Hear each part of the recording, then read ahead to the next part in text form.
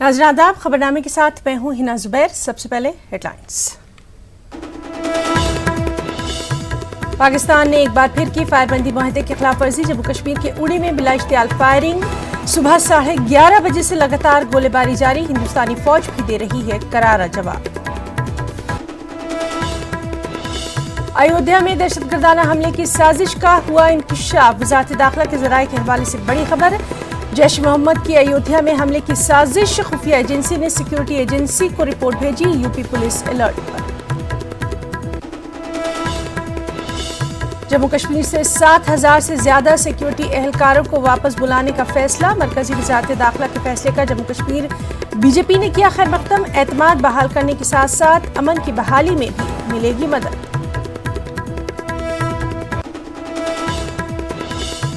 असदुद्दीन ओवैसी की क़यादत में यूनाइटेड मुस्लिम action committee के वफ़द ने की केसीआर से खास मुलाकात। शहरियत तरमीमी कानून और एनआरसी के ताल्लुक से हुई बातचीत।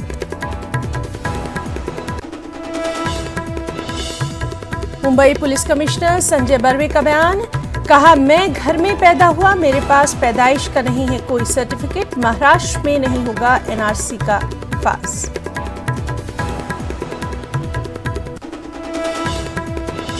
और दुनिया भर में जोश और अक़ीदत के साथ मनाया जा रहा है क्रिसमस। गिरजाघरों में खुसूसी दुआओं का एहतमाम। वादी कश्मीर में भी गुलमर्ग और एलओसी पर क्रिसमस का खूब जश्न।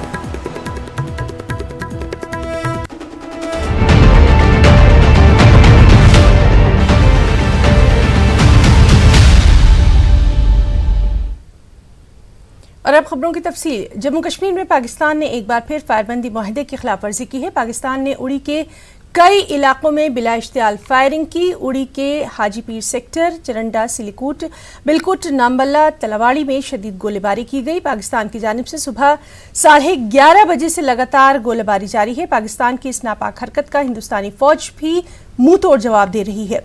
सरहद के दोनों जानिब से जारी गोलीबारी की वजह से इलाके के लोगों में खौफ व हिरास का माहौल देखा जा रहा है।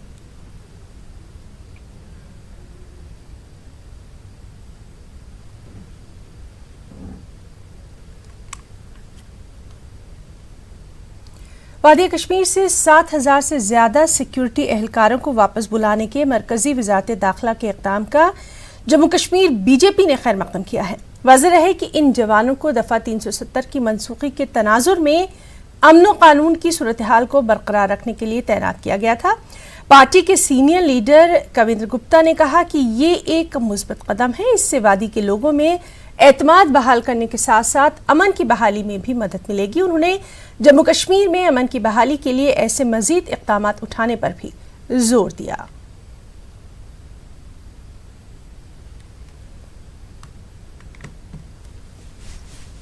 हमेशा अपेक्षा रहती थी ये यहाँ से सेना हटाओ, यहाँ से सुरक्षा बल हटाओ, यहाँ से अर्धसैनिक बल हटाओ। आज भारतीय जनता पार्टी की केंद्र सरकार ने जिस प्रकार से वहाँ पर शांति प्रक्रिया शुरू की है, वहाँ पर शांति बहाल हुई है, तो ऑटोमेटिकली कल गृह मंत्रालय ने एक जो ऑर्डर पास किया है उसमें 70 चाहे वो सीआरपी है, चाहे बीएसएफ है या सीएवीपी है, उनको सभी को वापस बुलाया है। मुझे लगता है कि एक अच्छी कल की शुरुआत हो चुकी है।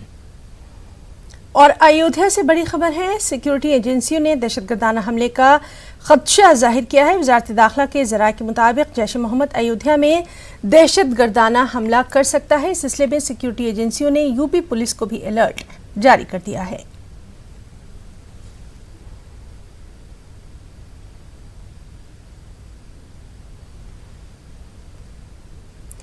सीएए और एनआरसी के ताल्लुक से एमआईएम सरबराह असदुद्दीन ओवैसी की केसीआर से खास मुलाकात हुई। यूनाइटेड मुस्लिम एक्शन कमेटी के अरकान के हमरा असदुद्दीन ओवैसी केसीआर की रिहाइशगाह में उनसे मिलने पहुंचे। ओवैसी ने शहरियत कानून, एनआरसी, एनपीआर की मुखालिफत पर जोर दिया। वहीं कमेटी के वफ़द ने वज़ीर आला केसीआर से शहरियत कानून को चैलेंज करने की अपील की और कहा कि कानून बनाने से पहले मरकज़ ने रियासती हुकूमतों से मशवरा नहीं किया है। इसी को बुनियाद बनाकर सुप्रीम कोर्ट में चैलेंज किया जा सकता है। मुल्क भर में शहरियत कानून, एनपीआर और एनआरसी के खिलाफ एहतजाज जारी है। मरकजी वज़ीर दाखिला अमित शाह ने वाज़ेह किया कि NPR का NRC से कोई ताल्लुक नहीं है, जबकि MIM सदर असदुद्दीन ओवैसी ने कहा कि वज़ीर दाखिला गलत कह रहे हैं, सच्चाई को छुपा रहे हैं। ओवैसी ने कहा कि NPR मुल्क में NRC की जानिब ही पहला कदम है।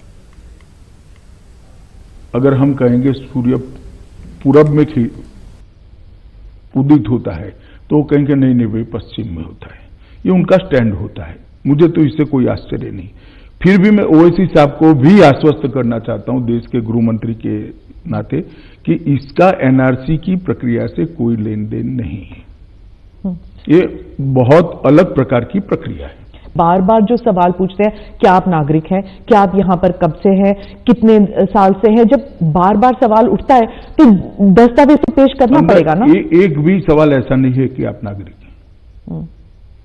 उन कितने साल से रह रहे इसलिए पूछते हैं कि इसकी एक प्लानिंग बनानी है, इसका आयोजन करना है, और ये डरा डरा कर ही माइनॉरिटी को सारे फायदों से दूर रखा। ये कहा जाए कि सूरज इधर से निकलता तो उधर से निकलता कहीं। अमित शाह से हिंदुस्तान के किसी भी टीवी चैनल पर बैठकर बहस करने तैयार हो, मैं बहस करने तैयार हूं। और सवाल यह है कि एंकर तुम्हारा चमचा नहीं होना, कोई दूसरा एंकर होना। अगर एंकर तुम्हारे जहनियत का होगा, तुम्हारा प्यारा होगा, तो फिर बहस नहीं होगी। NPR का ताल्लुक NRC से है, फिर से अमित शाह गलत कह रहे हैं, सच्चाई को छुपा रहे हैं। इसकी मिसाल दे रहा हूं।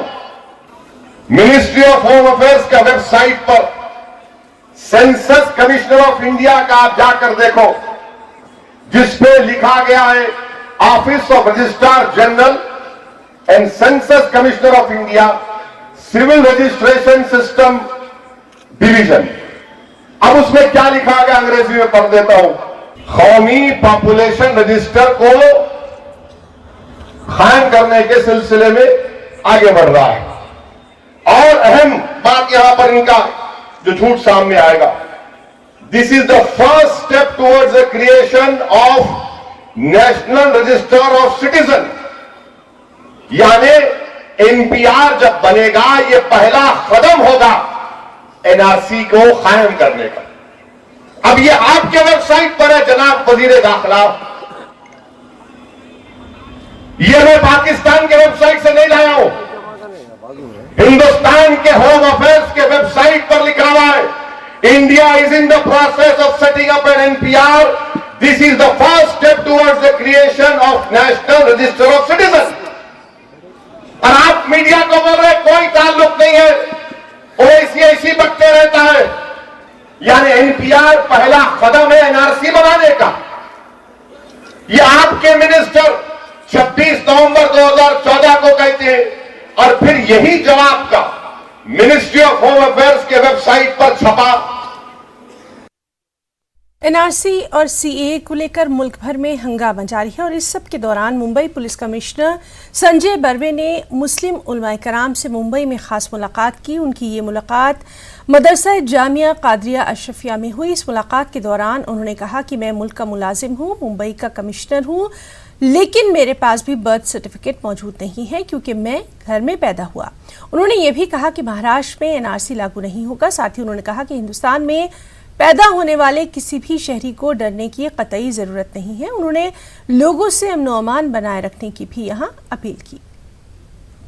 मैदान आपको देते हैं कि महाराष्ट्र में ना तो NRC जो ऐसी हालत में है उसका इम्प्लीमेंटेशन होगा, ना तो CAA जिससे किसी की जो ये देश में पैदा हुआ है, देश का नागरिक है, उसको कोई भी आंच नहीं आएगी, कोई भी आंच नहीं आएगी। ये बात चीफ मिनिस्टर साहब ने असेंबली में भी बताई, और कल सबके सामने भी उन्होंने ये बात का इजहार किया, बता दिया। ये इसके आगे अभी कोई कंप्लेंट का जगह नहीं रहा। यानी किसी को कागजात देने हैं, अपनी सिटीजनशिप प्रूव करनी है। बात रही बच्चों की, जो स्टूडेंट्स रहते हैं उनके तो सारे कागजात है, यही देश में पैदा हुए, बर्थ सर्टिफिकेट भी है, स्कूल लिविंग सर्टिफिकेट भी है, उन्हें कोई आंच नहीं आ सकती। आज किसको आ सकती है? मेरे जैसे को, मैं घर में पैदा हुआ, कोई बर्थ सर्टिफिकेट नहीं है, कागज भी नहीं है, तो मुझे शायद प्रूव करना पड़ेगा मैं कहां पैदा हुआ। आज देश का मुलाजिम हूं, ये सिटी का कमिश्नर हूं, लेकिन मेरे पास बर्थ सर्टिफिकेट नहीं है। और एक तरफ जहां मुल्क भर में लोग शहरियत तरमीमी कानून के खिलाफ सरापा एहतजाज हैं, वहीं हुकूमत की जानिब से लगातार ये कोशिशें भी की जा रही हैं कि लोगों को इस कानून की सही जानकारी फराहम की जा सके, लोगों को ये यकीन दिलवाया जा सके कि इस कानून से हिंदुस्तानी शहरी को कोई नुकसान नहीं होने वाला। और आज इस सिलसिले में महाराष्ट्र के औरंगाबाद में इस कानून की हिमायत में एक बड़ी रैली निकाली गई। बीजेपी और राष्ट्रीय सुरक्षा मंच की जानिब से ये रैली निकाली गई। ये रैली क्रांति चौक से औरंगपुरा तक निकाली गई। रैली में बड़ी तादाद में लोगों ने शिरकत की और CAA के हक में नारेबाजी की।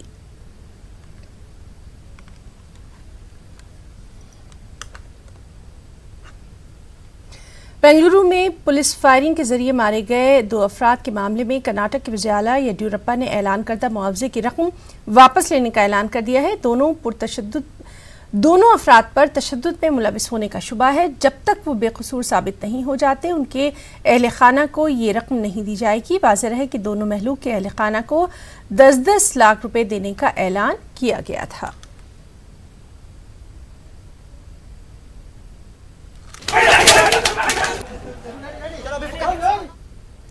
अवाम में बेहद मकबूल, अपनी बात पर अटल और मजबूत सियासी अकायद के लिए जाने जाने वाले अटल बिहारी वाजपेयी का आज यौम पैदाइश है। उनकी पैदाइश 25 दिसंबर 1924 को ग्वालियर में एक स्कूल टीचर के घर में हुई। अटल बिहारी वाजपेयी की अवाम में मकबूलियत किसी से पोशीदा नहीं है। वो जमहूरी इक़्तिदार के लिए अज़्म मुसम्मम रखते थे। 13 अक्टूबर 1999 को उन्होंने NDA के रहनुमा के तौर पर लगातार दूसरी मियाद के लिए हिंदुस्तान के वज़ीर-ए-आज़म का ओहदा संभाला। 1996 में भी वो कुछ मुद्दत के लिए वज़ीर-ए-आज़म रहे। पंडित जवाहरलाल नेहरू के बाद वो पहले ऐसे वज़ीर-ए-आज़म हैं जो कि लगातार 2 मरतबा मुंतखब किए गए। अटल बिहारी वाजपेयी को खराज अक़ीदत पेश किया गया। सुदेव अटल समाधि पर सदर जमहूरिया, PM मोदी, अमित शाह और लाल कृष्ण आडवाणी समेत कई अहम शख्सियात ने अटल बिहारी वाजपेयी को आज खराज अक़ीदत पेश किया। और अब बात करेंगे मौसम की। शुमाली हिंदुस्तान में कड़ाके की ठंड पड़ रही है। कानपुर में गुज़िश्ता 2 दिनों से दर्जा हरारत 6 डिग्री तक जा पहुंचा है। सड़कों पर गाड़ियों की रफ्तार धीमी नजर आ रही है। पूरे इलाके में कोहरे की धुंध दिखाई दे रही है। लोगों की हुकूमत से अपील है कि जगह जगह सड़क के किनारे अलाव का इंतजाम किया जाए ताकि राहगीरों को कुछ हद तक सर्दी से राहत मिल सके। ठंड से कई लोगों की अमवात भी हो चुकी हैं। ठंड से बहुत बुरा हाल है। कम से कम अलाव का तो जुगाड़ होना चाहिए। हाथ पैर देखिए कैसे गल रहे हैं, काम हम नहीं कुछ हो पा रहा है, ना यहाँ पर लकड़ी का जुगाड़ है ना कुछ है। ये सब होना चाहिए जिससे आदमी को राहत मिले। जलना चाहिए लकड़ी जी। ठंड से मौतें भी हो रही हैं, गरीब आदमी मर रहा है बेचारा। हज और उम्रे के नाम पर निजी टूर ऑपरेटरों की धोखाधड़ी के मामलात वक्त वक्त पर पेश आते रहते हैं। बेंगलुरु में निजी टूर ऑपरेटर्स की तंजीम ने अब आवाम से अपील की है कि वो रजिस्टर्ड ऑपरेटर के जरिए ही हज या फिर उम्रे का सफर करें। खास रिपोर्ट।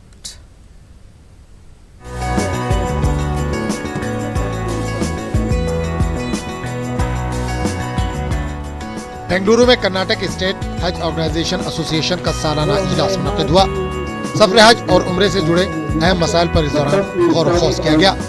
इजलास में इराक और जॉर्डन के साबिक सफीर ने भी शिरकत की। इस मौके पर GST के मसले पर गुफ्तगू हुई। मरकजी हुकूमत से अपील की गई कि हज कमेटी और निजी टूर ऑपरेटरों के आज़िम हज के दरमियान तफरीक न करें। The Central Hajj Committee people are exempted from GST. Very good. Welcome that. It is the thing.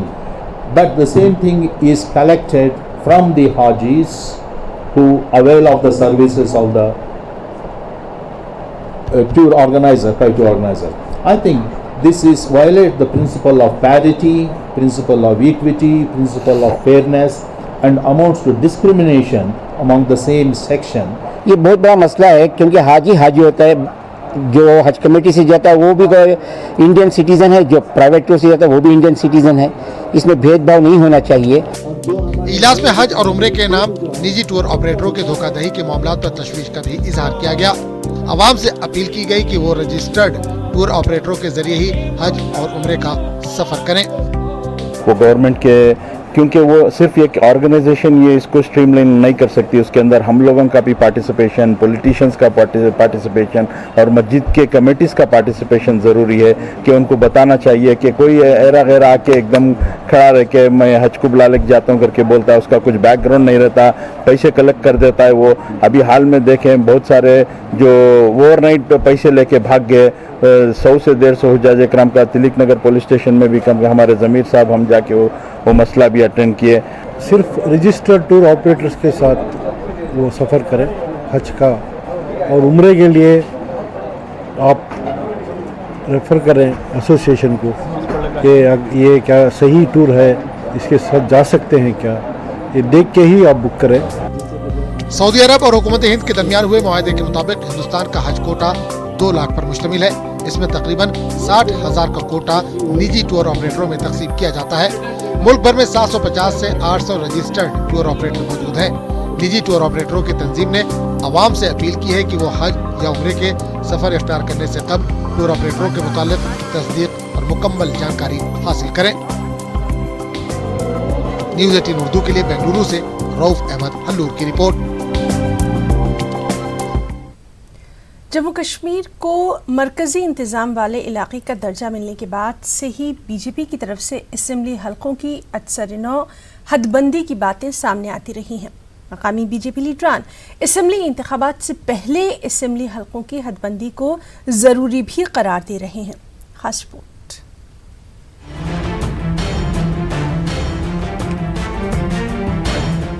BJP Jammu Kashmir के जनरल सेक्रेटरी अशोक कौल की जानिब से असेंबली इंतखाबात से पहले हदबंदी कराने के बयान के बाद सियासी बयानबाजी तेज हो गई है।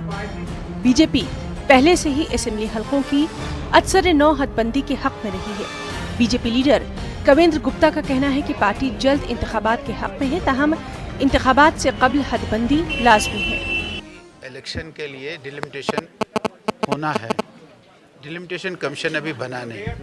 डिलिमिटेशन कमीशन बनेगा, वो जितना समय ले लेगा, 90 सीटों को हमने डिलिमिट करना है। पार्टी का ही ऐसा फैसला है कि पहले जो हमेशा यहाँ से भेदभाव होता रहा है, एरिया हमारा ज़्यादा है और उसके बाद पॉपुलेशन, उस हिसाब से किसी भी इन सब चीज़ों को मद्देनज़र रख करके मुझे लगता है कि एक बार इस चीज़ का निर्णय होना चाहिए कि सब बराबर हैं। सरकार इसको कराना चाहे तो विद इन डेज ये चीज़ें हो सकती हैं और डिलिमिटेशन होनी ही चाहिए। Jammu Kashmir national panthers party का भी पहले से ये मौक़िफ़ रहा है कि जम्मू कश्मीर के असेंबली हलकों की अक्सर-ए-नौ हदबंदी करके जम्मू खित्ते के लोगों के साथ इंसाफ किया जाए। बीजेपी लीडरान के बयानात को अपोजिशन पार्टियां ज्यादा संजीदगी से नहीं ले रही हैं। उनका कहना है कि बीजेपी लीडरान बातें तो बहुत करते हैं, लेकिन जमीनी सतह पर इस काम के लिए कोई कार्रवाई नहीं की गई है। कोई सीरियसनेस नहीं दिख रही है भारतीय जनता पार्टी में। बयानबाजी करते हैं जिनका कोई मतलब नहीं होता, जिनका कोई मकसद नहीं होता है। सिर्फ एक ही मकसद होता है कि उसमें से पॉलिटिकल माइलेज किसी न किसी तरीके से डेराइव की जाए। सबसे बड़ी बात यह है कि जो रीऑर्गेनाइजेशन एक्ट है उसमें सेक्शन 63 में ये कहा गया है कि 2026 से पहले जो डिलिमिटेशन है वो नहीं हो सकती है। इस तरीके के बयानबाजी करके लोगों को आप जो गुमराह करने की कोशिश कर रहे हैं, लोग अब समझने लगे हैं आपको। गवर्नमेंट ऑफ इंडिया को और गवर्नर एडमिनिस्ट्रेशन को स्पष्ट करना चाहिए कि आप पिछले 1.5 साल से बैठे हैं और उसके बाद गवर्नर एडमिनिस्ट्रेशन में भी अगर डिलिमिटेशन करनी है तो उसका ज़ाब्ते के तहत जल्द अज जल्द हो, क्यों न हो, लेकिन आप डिलिमिटेशन के बहाने और लोगों को जमहूरियत से वंचित करना चाहते हैं, जल्द करिए, जो करना है ज़ाब्ते के तहत हो। ये गोल मोल बयानात सिर्फ पॉलिटिकल कंजम्पशन के लिए, सियासी रोटियां सेकने के लिए नहीं होने चाहिए। जो इंसाफ हो करें। अब देखना ये होगा कि असेंबली हलकों की अक्सर-ए-नौ हदबंदी के काम को अंजाम देने के लिए क्या इक़दामात किए जाते हैं। जहां एक तरफ लोग जल्द असेंबली इंतखाबात के हक में हैं, वहीं मरकजी सरकार पर यह जिम्मेदारी आयद होती है कि वो हदबंदी के मामले पर अपना मौक़िफ़ वाज़ेह करे। न्यूज़ 18 के लिए समीर भट्ट की रिपोर्ट। में हुई गैर मुतवक्के बर्फबारी से वादी के दीगर हिस्सों की तरह ही जिला पुलवामा में भी मेवा सनत को काफ़ी नुकसान पहुंचा है। जिला पुलवामा के बेशतर देहात में मेवा बागात में सेब के दरख्त टूट गए हैं। महकमा बागवानी की जानिब से जिले में मेवा बागात को हुए नुकसान से मुताल्लिक तफसीली रिपोर्ट मुकम्मल कर ली गई है। महकमे के मुताबिक जिले में तकरीबन 7,700 हेक्टेयर अराजी पर फैले मेवा बागात को नुकसान हुआ है। इससे 32,000 कुनबे मुतासर हुए हैं। असेसमेंट थी वो हमारी कंप्लीट कर दी हुई है और इसमें तकरीबन डिस्ट्रिक्ट पुलवामा के अंदर अगर हम बात करेंगे तो तकरीबन 72,000 के करीब फैमिली जो है वो अफेक्टेड फैमिलीज थी, जिनका जो एरिया है तकरीबन 7,700 हेक्टेयर एरिया जो है अफेक्टेड है। उसकी असेसमेंट है ऑन ग्राउंड जाके हमने और रेवेन्यू से मिलकर दोनों जो है डिपार्टमेंट्स ने ये कंप्लीट कर दी है और इसकी असेसमेंट रिपोर्ट जो है वो हमने डीसी साहब को सबमिट कर दी है और शॉर्टली मुझे लगता है कि गवर्नमेंट जो भी इसमें डिसीजन करेगी तो उनको जो है इसमें अमदाद जो है वो दी जाएगी। फौज की 19 आरआर के इश्तिराक से अनंतनाग के उमवावीरी नाक में एक मुफ्त तिब्बी कैंप का इत्माम किया गया। ऑपरेशन सद्भावना के तहत मुनक्किदा कैंप में दूर दराज और पहाड़ी इलाकों से आए लोगों की बड़ी तादाद ने शिरकत की, इस्तिफादा हासिल किया। प्रधानमंत्री महोदय को अंग वस्त्र से अलंकृत कर स्मृति चिन्ह भेंट कर सम्मानित करें।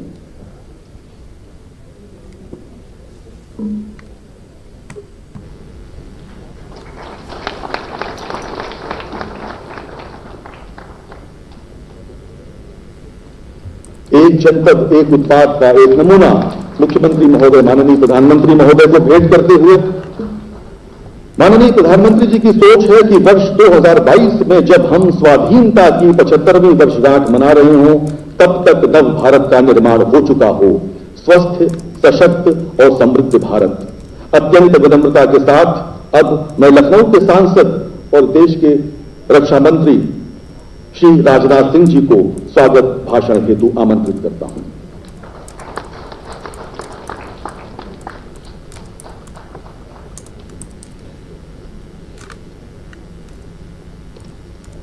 अंतर्राष्ट्रीय जगत में प्रतिष्ठा प्राप्त हमारे भारत के यशस्वी मंत्री आदरणीय नरेंद्र भाई जी मोदी, उत्तर प्रदेश की आदरणीय राज्यपाल बहन आनंदीबेन पटेल, उत्तर प्रदेश के यशस्वी मुख्यमंत्री माननीय योगी आदित्यनाथ जी, विधानसभा अध्यक्ष आदरणीय हृदय नारायण दीक्षित, मंच पर बैठे अन्य सभी सम्मानित नेताजी, सभागार में बैठे मेरे सभी सम्मानित बहनों एवं भाइयों, लखनऊ यह हमारा संसदीय निर्वाचन क्षेत्र है। यह आदरणीय अटल बिहारी वाजपेयी जी का संसदीय निर्वाचन क्षेत्र लंबे अरसे तक रहा है। मैं अपने को सौभाग्यशाली मानता हूं कि जिस संसदीय निर्वाचन क्षेत्र का प्रतिनिधित्व आदरणीय अटल बिहारी वाजपेयी जी कर रहे थे, उस संसदीय निर्वाचन क्षेत्र का प्रतिनिधित्व करने का मुझे अवसर प्राप्त हुआ है।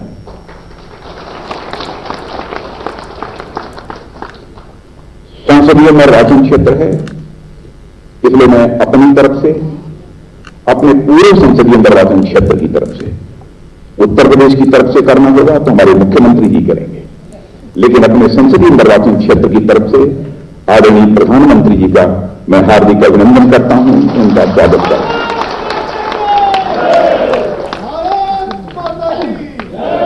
मित्रों, आप जानते हैं कि आज भारत की राजनीति के मर्यादा पुरुष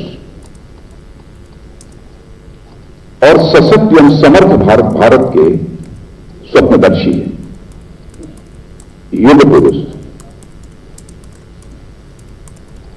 आदरणीय अटल बिहारी वाजपेयी जी का आज जन्मदिन है और साथ ही भारतीय शिक्षा और संस्कृत के प्रति पूरी तरह जिनका जीवन समर्पित रहा है, ऐसे समाज के आदर्श पंडित मदन मोहन मालवीय जी का भी आज जन्मदिन है। इन दोनों महानुभावों के जन्मदिन के अवसर पर आप सबको और समस्त देशवासियों को भी मैं अपनी तरफ से हार्दिक बधाई देता हूं और साथ ही साथ इन दोनों महापुरुषों की स्मृति को मैं सादर नमन करता हूं। मैं प्रधानमंत्री जी के प्रति आभार व्यक्त करना चाहता हूं कि प्रधानमंत्री जी ने अटल बिहारी वाजपेयी जी की प्रतिमा का अनावरण करने की बहुत ही सहज ही रूप से अपनी सहमति दे दी है। और मैं यहां के मुख्यमंत्री योगी आदित्यनाथ जी की मैं प्रशंसा करना चाहता हूं कि उन्होंने कभी इस बात की चर्चा की थी कि इसी सभागार के सामने आदरणीय अटल बिहारी वाजपेयी जी की एक कांस्य प्रतिमा बनाई जाएगी और उस काम को उन्होंने पूरा किया है। इसके लिए मैं मुख्यमंत्री जी को भी अपनी तरफ से बधाई देना चाहता हूं। लेकिन अटल जी का वहां पर प्रश्न है, क्योंकि यहां के प्रतिनिधि रहे हैं, मैं समझता हूं कि उनसे जुड़ी हुई स्मृतियां हमारे इस लखनऊ संसदीय निर्वाचन क्षेत्र के बहुत सारे लोगों ने आज तक अपने दिलों में संजो कर रखी है। आज अटल जी हमारे बीच नहीं है, लेकिन मैं मानता हूं कि उनकी स्मृतियां आज भी हमारे अंदर पूरी तरह से अटल हैं और अविचल हैं। और जब अटल जी जैसा व्यक्तित्व इस दुनिया से चला जाता है तो वह अपनी स्मृतियों की छाप, अपने यादगारों की ऐसी छाप छोड़ता है जो कि वह अटल होती है, जो कि वह अविचल होती है। और साथ ही साथ मैं मानता हूं कि वह स्मृतियां अटल जी की, वह अटल अंश की मैं संज्ञा उसे देना चाहता हूं और उसी अटल अंश से ही हर व्यक्ति प्रेरणा प्राप्त करके साधारण व्यक्ति से वह भी असाधारण व्यक्ति बन सकता है। एक ऐसा महान व्यक्तित्व स्वर्गीय अटल बिहारी वाजपेयी जी का रहा है। अपने प्रतिभा से, अपने व्यक्तित्व क्षमता से उन्होंने केवल नेताओं को ही नहीं प्रभावित किया था, केवल भारत के लोगों को ही नहीं प्रभावित किया था, बल्कि उन्होंने विश्व के लोगों ने, जिन लोगों ने भी उनकी व्यक्तित्व को सुना था, वह सभी प्रभावित थे, सभी इसकी वह सराहना करते थे। और इकलौते वह व्यक्ति थे जिनके बारे में पहले प्रधानमंत्री इस देश के पंडित जवाहरलाल नेहरू ने कहा था कि इस व्यक्ति के अंदर मैं एक ऐसी प्रतिभा देख रहा हूं कि भविष्य का प्रधानमंत्री बनेगा, ऐसा मेरा भरोसा है, मेरा विश्वास है। शायद अटल जी भारत की राजनीति के अकेले ऐसे व्यक्ति थे जिनके बारे में किसी ने वर्षों पहले, अब केवल उसी पंडित जवाहरलाल नेहरू ने नहीं, लोगों ने भी यह उम्मीद पाल रखी थी, लोगों को यह भरोसा था कि यह व्यक्ति निश्चित रूप से कभी न कभी भारत का प्रधानमंत्री बनेगा। और मैं याद दिलाना चाहता हूं, मन कितना बड़ा था 1971 में, जब कारगिल के उस समय जो युद्ध हुआ था भारत और पाकिस्तान का, तो उस समय इस बात की चिंता न करते हुए कि हमारी पार्टी के लोग क्या कहेंगे, हमारी पार्टी का क्या होगा, केवल देश हित जिनके पूरे राजनीतिक जीवन में सर्वोपरि रहा है, उन्हें संसद में